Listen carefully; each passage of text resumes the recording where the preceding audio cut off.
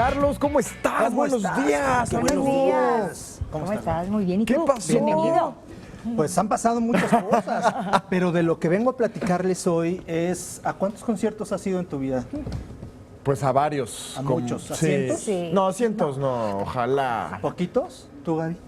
Unos cuantos, pero no cientos. O sea, No, ¿20? sí, yo si creo. ¿Qué más me acaso. quedan? Bueno, yo me he divertido por ustedes, ¿no? Ay, qué bueno. Por eso estás aquí con nosotros para hablar. Para contarte. Así para es. contarte. Esto no era nada fácil hace 30, 40 años.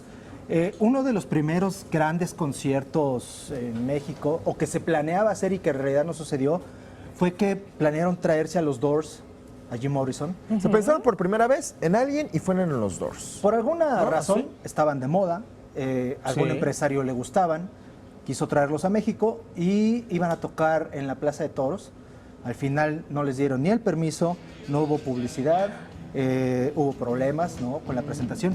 Terminaron tocando en un lugar que se llama el Forum, en donde le abrió un grupo cuyo vocalista era Jorge Berry, el de las noticias. Yo nos el hubiese encantado ir a ese conductor de concierto de The Doors. No, bueno, ¿a imagínate. cuántos no? ¿A cuántos Imagínate. no? Hubiese sido maravilloso. ¿Pero por qué? ¿Qué pasó? ¿Hubo problemas en Hubo problemas organización? en todos los sentidos, terminaron tocando en el Forum, se los llevaron a Garibaldi, a Teotihuacán, al Museo de Antropología e Historia, a turistear, a comer tacos, a la Lagunilla.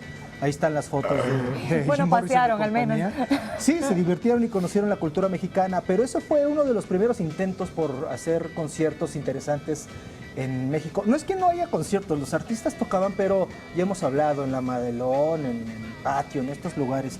Pero en realidad un concierto un poco más masivo no lo había y no lo hubo en ese entonces tampoco. Sí. De ahí nos fuimos a Vándaro, que fue también nos dejó como herencia el que prohibieran de plano los conciertos por la cantidad de jóvenes. El llamado que tuvo le fue salió de muy las manos? importante. Se le salió de las manos y se ¿Pero por qué? ¿Mucha gente? ¿O fue desorganización también lo que pasó en este festival? iba a haber una carrera de autos y al final no había ni dónde estacionar los coches de tanta gente que hubo. Entonces sí tocaron muchas bandas en Avándaro, pero la gente, las autoridades sobre todo, se espantaron un poco, ¿no? Dijeron, es demasiado que haya tantos jóvenes aquí. Es que por primera instancia te da miedo también, ¿no? Cuando empiezas a organizar La algo. seguridad y este tan tipo grande. de cosas. ¿Y era La congregación de diferente gente. digamos, la actitud del público en aquella época? ¿Eran más intensos, más...? Pues imagínate, era la primera vez. Yo creo que como todo Claro. lo vives a máximo. Lo vives Esa euforia, ¿no? Toda la Imagínate. gente cantando y bailando. Entonces se salió un poco de control, pero nada del otro mundo. Y esa reticencia de hacer conciertos duró una década, hasta 1981, 82, en donde vino Queen a promocionar el álbum The Game. Hicieron una gira por Latinoamérica tocando Venezuela, Brasil, bueno. otras ciudades. Y aquí estaba planeado nuevamente para que tocaran en Monterrey, Guadalajara y Distrito Federal. Al final solamente tocaron en Monterrey y en Puebla.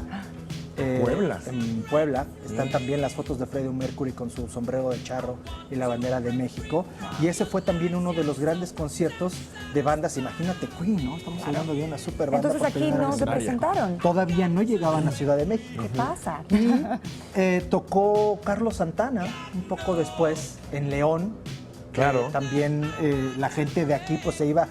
Al final eran lugares cercanos, ¿no? Sí. Algunas horas nada más de viaje en Para que te pudieras mover, ¿no? La gente que vivía como alrededor de estas sedes, Pero ¿no? sin embargo, no los Podía. dejaban hacer aquí porque todavía había un poco de preocupación. Claro. Bueno, de ahí, una década después, el Estadio Azteca se llena con la banda de moda de ese entonces, que era el grupo Menudo. Ay, imagínate.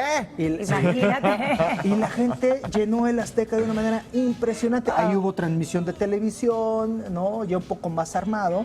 Y después nos brincamos ya al que muchos catalogan como el parteaguas de los conciertos en México.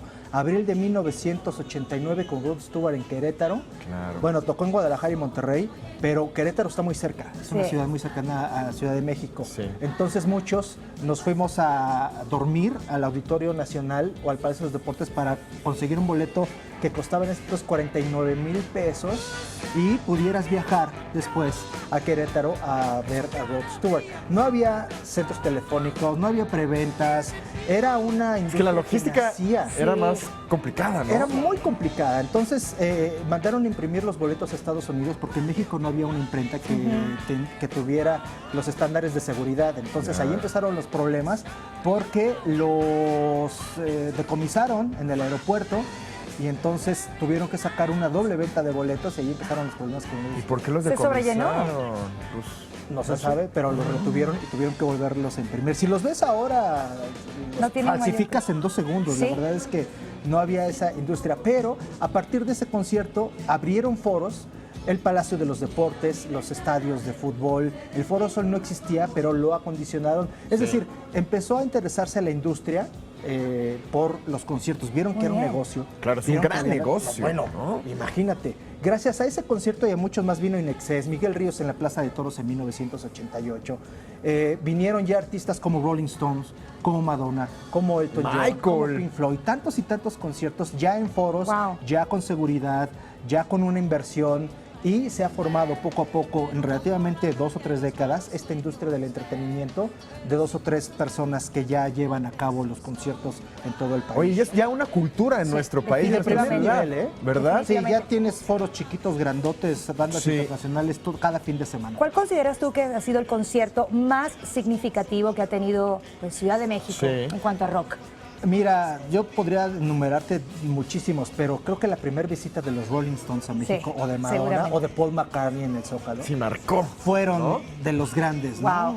Interesantes y muy enriquecedores. Pero esa es un poco la historia de cómo se forjó la industria de los conciertos Maravilloso. aquí en la Ciudad de Qué México. importante conocerlo entonces para saber cómo es el escenario actual musical en Ciudad de México. Carlos, muchísimas gracias por A esta ti, información, Gaby, a este ustedes. recorrido por la historia. Gracias, Carlitos. Súper interesante.